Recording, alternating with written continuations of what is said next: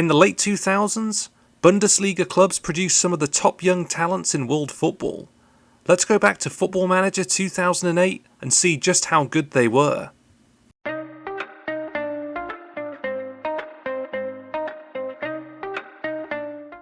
After breaking through with FC Basel in Switzerland, Ivan Rakitic would be pursued by Europe's biggest clubs. In the end, Schalke would secure his services for a bargain fee of just €5 million. He played 4 seasons in Gelsenkirchen before departing for a historic spell in La Liga. Now 36, his brief stint in Saudi Arabia is concluded, and what a better way for him to finish his career than with Hajduk Split in Croatia. In 2007, Sven Bender was available on Football Manager for just 130 grand. Not a bad price at all. Long before he donned the colours of Dortmund, we find him with 1860 Munich. He'd show his quality in the second tier before Borussia brought him to the club. Over 8 years, he'd win 6 trophies and even start in their Champions League final defeat to Bayern. Unfortunately for him, injuries definitely had a detrimental impact on his career. He retired from the game in 2021. Our first 2014 World Cup winner, Sami Khedira. On FM 2008, he's with Stuttgart, the club who developed him. His first season with the senior side would be his most memorable, as against all the odds, he earned a Bundesliga title. By 2010, he'd established himself amongst the premier defensive midfielders in world football. He'd depart for Madrid and then Juve. 11 years later, he'd play his final handful of games in his homeland with Hertha Berlin. A youthful Sandro Wagner. Nearly 2 decades ago, he was playing his debut season with Bayern Munich. He'd initially failed to make the cut, as he departed shortly after for MSV Duisburg.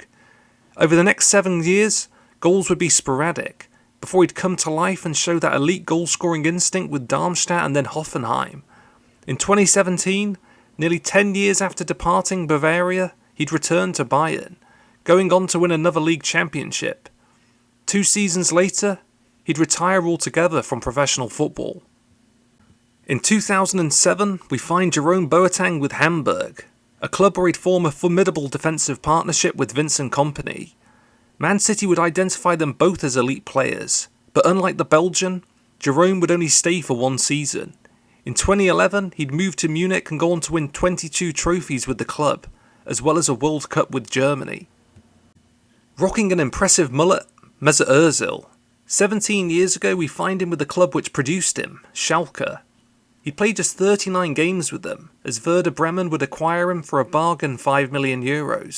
Incredibly, in just over 100 matches with his new side, Ozil produced 70 goals and assists. This was truly a golden age for the club. There's definitely a strong correlation between his departure and Bremen's decline. Following success with 2 of Europe's largest clubs, Real Madrid and Arsenal, he'd moved to Turkish giants Fenerbahce before retiring in 2023. I often forget Arturo Vidal played for Bayer Leverkusen, but it was them who pried him away from Colo Colo. What a resume the Chilean has. Juventus, Bayern, Barcelona, Inter and Flamengo. In 2024 he returned to the club where it all began, and will be hoping to add to the 25 winners' medals he's already amassed. It's not often I get to include players in a Wonderkid video who played for my team Fulham, but Ashkan Dejagah is an exception. The attacking midfielder would develop with Hertha Berlin before moving on to Wolfsburg. His form with VfL was impressive, as he helped his side win a Bundesliga title in 2009. Despite showing brief glimpses of quality too with Fulham, he didn't manage to take the Premier League by storm, and departed for the Qatari League in 2015. He spent the final 3 years of his career playing in his homeland with Tractor, before retirement. To an eventual teammate of Mesut Ozil, and a dependable Bundesliga goalscorer, Aaron Hunt. In 2007, he had his true breakout season, scoring 9 goals in 28 appearances. He'd go on to play over 400 league matches, winning trophies with Werder and Wolfsburg. In 2021, he retired from the game. Despite being nearly 40 years old, Manuel Neuer sure doesn't play like it.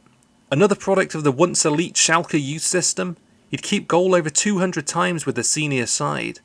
Despite his best efforts, they would narrowly miss out on winning a Bundesliga title with a number of top 2 and 3 finishes, but in 2011, he did get his hands on a German cup.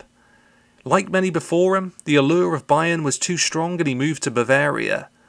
Over the last 13 years he's played over 500 times and won basically everything possible in the modern game. After Euro 2024, he retired from his national side as their 5th most capped player. You may be forgiven for not knowing who Ciprian Marica is, as I did not when first researching this video, but on FM 2008 he's one of the most highly valued 20-year-olds in European football. After beginning his career with Dynamo Bucharest and then Shakhtar, Marica would choose Stuttgart as his new home. Over 6 years with the club, he'd get plenty of opportunities, playing 132 matches, scoring 30 goals. In 2011, his contract wouldn't be renewed as he joined Schalke on a big money deal. This would mark a significant decline in his fortunes, as he'd find the back of the net just 6 more times in the league during the remainder of his whole career. In 2016, he returned to his homeland with Steaua, but couldn't find that goal-scoring touch. He hung up his boots later that year. No shortage of talent here, all of whom went to enjoy differing levels of success. With the decline of clubs like Schalke, Hertha Berlin and Hamburg, new teams will need to pick up the mantle of producing Germany's next generation of elite talent.